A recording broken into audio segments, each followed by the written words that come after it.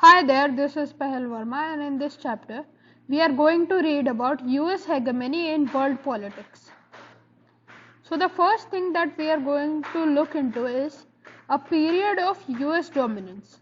After the end of the Cold War, US left without any serious rival in the world.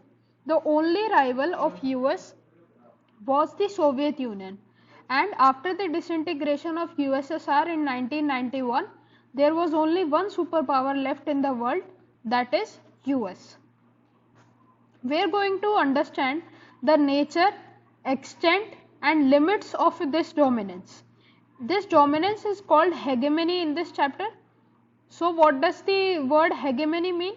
The word hegemony means the dominance of only one power in the world. Next up we are going to read about the first Gulf War, the US led invasion of Iraq and the nature of US domination. That there are three ways in which US dominates the world. Next up we are going to read about India's policy options in dealing with the US and the challenges to the hegemony, that how can we overcome the hegemony. Here are three stories of three different people from three different countries. The first story is about Aisha, who was doing very well in her studies at a high school in outskirts of Baghdad. Baghdad is the capital of Iraq, and she was planning to study medicine in university. She lost a leg in 2003 when a missile slammed into an air raid shelter in which she was hiding with her friends. So she lost her leg. She still plans to become a doctor, but only after the foreign armies leave her country. Next is the story of Jabu. Jabu is a talented young artist who lives in Durban, South Africa. His paintings are heavily influenced by traditional tribal forms. He wants to go to art school and later open his own studio. However, his father wants him to study for an MBA degree and then join the family business. The business is not doing too well. Jabu's father feels that with an MBA degree, Jabu will be able to make the family business profitable. Next story is Andrea. Andrea is a young man living in Perth, Australia. His parents are immigrants from Russia. His mother gets very angry every time Andrea puts on blue jeans to go to the church. She wants him to look respectable in church. Andrea tells his mother that jeans are cool and they give him the sense of freedom. Andrea's father reminds his wife how they used to wear jeans when they were youngsters in Leningrad, and for the same reason that their son now invokes. These three stories tell us how these three people are affected by the US hegemony. How the US hegemony began and how it operates in the world is what we are going to see right now. We'll keep these stories aside for a minute and then we'll see these stories further in the chapter. We are going to use America to refer to the United States of America. As we all know, United States of America is just a country in the North America. But America is officially used to refer both the continents, that is North America and South America. But in this book, and usually people use America to dignify United States of America. America solely for the US is already a sign of the US hegemony. Next up is beginning of the New World Order. Now we are going to see how did the US became a hegemony. The US hegemony began in 1991 after Soviet power disappeared from the international scene. It is very true because there was only one superpower left, that is US. But there are two aspects of it. Some aspects of US hegemony did not emerge in the 1991 but in fact go back to the end of the Second World War in 1945. And some aspects say The US did not start behaving like a hegemonic power right from 1991. It became clear much later that the world was in fact living in a period of hegemony. Next up is a story. In August 1990, Iraq invaded Kuwait, rapidly occupying and subsequently annexing it. After a series of diplomatic attempts failed at convincing Iraq to quit its aggression, the United States mandated the liberation of Kuwait by force. The US President George H.W. Bush hailed the emergence of a new world order. A massive coalition force of 660,000 troops from 34 countries fought against Iraq and defeated it in what came to be known as the First Gulf War. Now this war was called the First Gulf War. You must have watched the movie Airlift, right? It was the same war in which Iraq invaded Kuwait, and the protagonist, that is Akshay Kumar, he tried to save Indian originated people from Kuwait. Now what was this First Gulf War? The UN operation was called Operation Desert Storm, which was overwhelmingly American. An American general, Norman Shepherd led the UN coalition, and nearly 75% of the coalition forces were from the US. The First Gulf War revealed the vast technological gap that had opened up between the US military capability and that of the other states. It was called a smart bombs war, or a computer war, or either a video game war.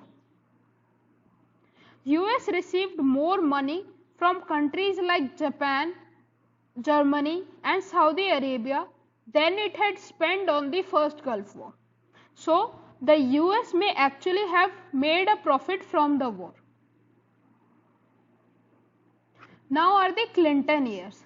After the First Gulf War, George H.W. Bush lost the US presidential elections of 1992 because he forced upon more of the foreign policy and not on the domestic issues.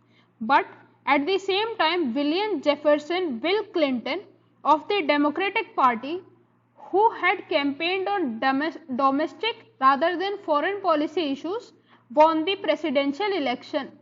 And then Bill Clinton won again in 1996. So his total time of ruling was 8 years. Soft issues like democracy promotion, climate change and world trade, rather than the hard politics of military power and security, were tended to focus by Clinton. The most important episode occurred in 1999. The US on occasion did show its readiness to use military power even during the Clinton years. In 1999, what happened? In response to Yugoslavian actions against the predominantly Albanian population in the province of Kosovo, the air forces of the NATO countries led by the US bombarded targets around Yugoslavia for well over 2 months, forcing the downfall of the government of Slobodan Milosevic and the stationing of a NATO force in Kosovo. Now what happened in Yugoslavia was the Yugoslavian government, which was led by Slobodan Milosevic, it made actions against the predominantly Albanian population of the country. So to stop them, the Clinton government with all the air forces of the NATO countries bombarded targets around Yugoslavia until the downfall of the government was seen in Kosovo. Now another significant US military action during Clinton years was in response to the bombing of the US embassies in Nairobi, Kenya and Dar es Salaam. also in Tanzania in 1998. These bombings were attributed to Al-Qaeda, a terrorist organization strongly influenced by extremist Islamist ideas. Now you know what Al-Qaeda is. And within a few days of the bombing, President Clinton ordered Operation Infinite Reach, a series of cruise missiles struck on Al-Qaeda terrorist targets in Sudan and Afghanistan. Many civilian facilities which were unconnected to terrorism led to a lot of destruction. Now, the 9/11 attack or the global war on terror. On 11 September 2001, 19 hijackers hailing from a number of Arab countries took control of 4 American commercial aircrafts, which were shortly after takeoff and flew them into important buildings in the US. This was the response to the Operation Infinite Reach of Clinton. So what Al-Qaeda did was, one airliner each crashed into the north and south towers of the World Trade Center in New York. You can see the pictures here. The north and south towers of the New York were destroyed. A third aircraft crashed into the Pentagon building in Arlington, Virginia, where the US Defense Department is headquartered. So they destroyed the US Defense Department. And a fourth aircraft, which was bound for the Capitol building of the US Congress, came down in a field in Pennsylvania. The attacks have came to be known as 9/11 because in American convection, the month is written first and the date is written after. Unlike the Indian convection where the date is written first and month is written at the end. So, 9/11 was considered to be the most severe attack on US soil since the founding of the country in 1776. But now what happened was, Clinton lost the elections and George W. Bush, the son of the earlier president George H. W. Bush, became the president from the Republican Party.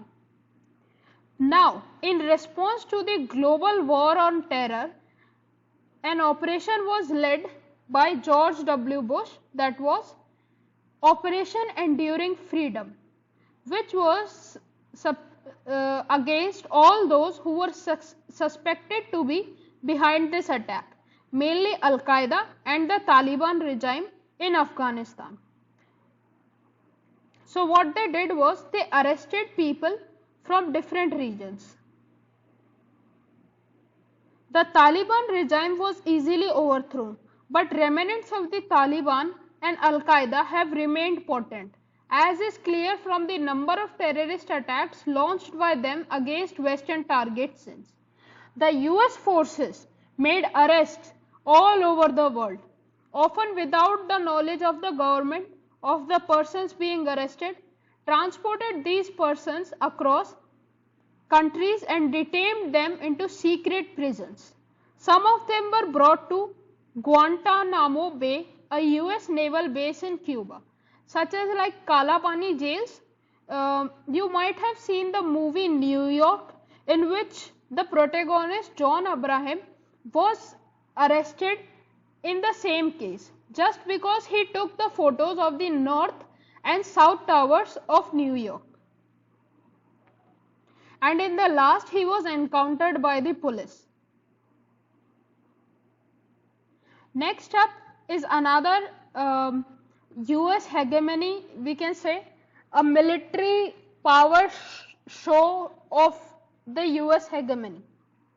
On 19th March 2003, the US launched its invasion of Iraq under the codename Operation Iraqi Freedom. This was the whole sole objective of this was to prevent Iraq from developing weapons of mass destruction. Since no evidence of WMD has been unearthed in Iraq, it is speculated that the invasion was motivated by other objectives, such as controlling Iraqi oil fields and installing a regime friendly to the US. But did US success in this invasion? No. The US and it was both a military and a political failure. How? Although the government of Saddam Hussein fell swiftly, the US has not been able to pacify Iraq. Instead, a full-fledged insurgency against US occupation was ignited in Iraq. While the US has lost over 3,000 military personnel, the Iraqis it is conservatively estimated that 50,000 Iraqi civilians have been killed since the US-led invasion. We will see about the political failure and the military failure of the Iraq invasion later in this chapter. So stay tuned. Now, what does hegemony mean? Politics is all about power. Now, just as individuals want to gain power, states and countries also want to gain power. As it is mentioned here, countries and groups of countries are engaged in constantly trying to gain and retain power. This power is in the form of military domination, economic power, political clout and cultural superiority.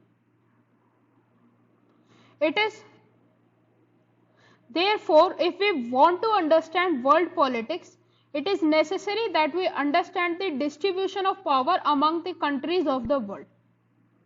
For instance, during the years of the Cold War, power was distributed between two groups of the countries, and the US and the Soviet Union represented two camps or centers of power in international politics during that period. But after the collapse of the Soviet Union left the world with only a single power, that is United States of America. Sometimes the international system dominated by one sole power or hyperpower is called a unipolar system. But rather than using a word pole, we should use the word hegemony for only one state controlling the whole world. Now there are three kinds of hegemonies in which US is ahead from all other countries. These three kinds are hegemony as a hard power, the leadership or predominance of one state, and was originally used to denote the predominant position of Athens vis-a-vis the other city-states of ancient Greece. Hegemony is a word derived from Greek which means leadership or predominance of one state. Now, what is hegemony as a hard power? The bedrock of contemporary US power lies in the overwhelming superiority of its military power. So, the military power of the US is a bedrock. Bedrock means when you see the layers of soil, the lowest most bedrock, the strongest stones, the strongest rocks of the soil are the bedrock. So this is the strongest power of the US. The US today spends more on its military capability than the next 12 powers combined. It spends a large budget on military research and development, that is technology.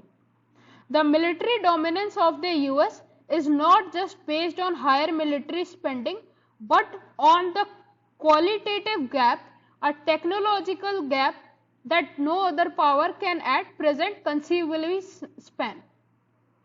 Imperial powers through history have used military forces to accomplish only 4 tasks: to conquer, to deter, punish and police. In these 3 first tasks, to conquer, deter, punish, US has always won the war.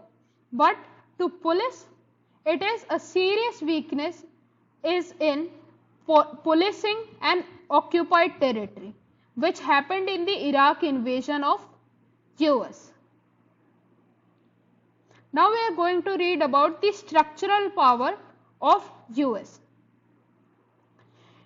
It emerges from a particular understanding of the world economy. The second notion of the hegemony is very different from the first. Hegemony in the second sense is reflected in the role played by the US in providing global public goods. Now, what these global public goods are?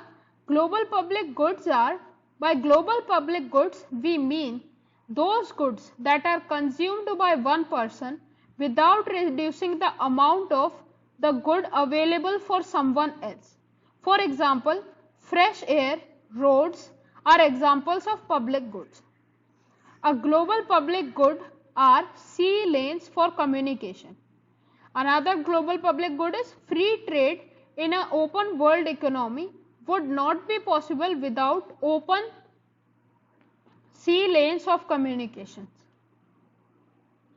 It is the naval power of the hegemon that underwrites the law of the sea and ensures freedom of navigation. Since the decline of British naval power after the Second World War, the multi-oceanic US Navy has played this role. Another good example of the global public good is the Internet. It is the direct outcome of the US military research project that began in 1950. Most of the satellites that work for the Internet are from the US government. There is not a single sector of the world economy in which an American firm does not feature in the top 3 list. The economic predominance of the US is inseparable from its structural power. Another good example is, a classic example of the structural power of the US is the academic degree called the Masters in Business Administration MBA.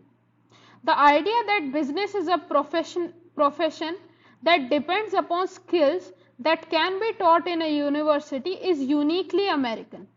The first business school in the world, the Walton School at the University of Pennsylvania, was established in 1881. The first MBA course were initiated around 1900 and the first MBA course outside the US was established in 1950.